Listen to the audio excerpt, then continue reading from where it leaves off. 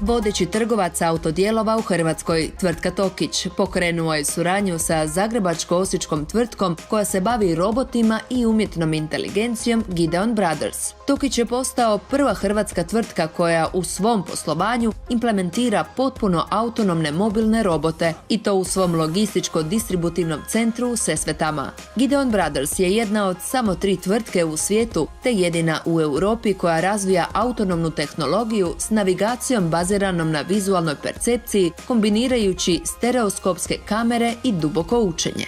Što se tiče same robotske tehnologije, ono što je posebnost ovog projekta sa Gideon Brothersima je u stvari da na taj način supstituiramo rad koji je repetitivan, zahtjevan i težak i u stvari u osnovi je robot nam služi kao ispomoć našim operacijama u samom skladištu.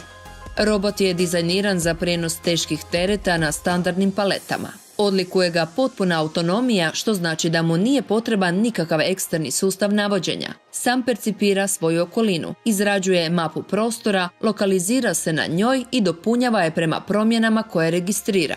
Kombinacija hardvera i softvera omogućuje robotu da uoči i strojeve i prepreke, a u objektima nisu potrebni nikakvi zahvati, markeri ili drugi sustavi navođenja.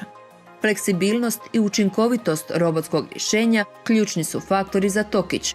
U našoj industriji, znači u uslužnoj industriji u trgovini, siguran sam da bez ljudi je vrlo teško ili gotovo nemoguće raditi, ali smo isto tako sigurni i svjesni da u stvari kombinacija robotske tehnologije i ljudskog rada, posebno onog kreativnog i razvojnog rada, je u stvari dobitna kombinacija.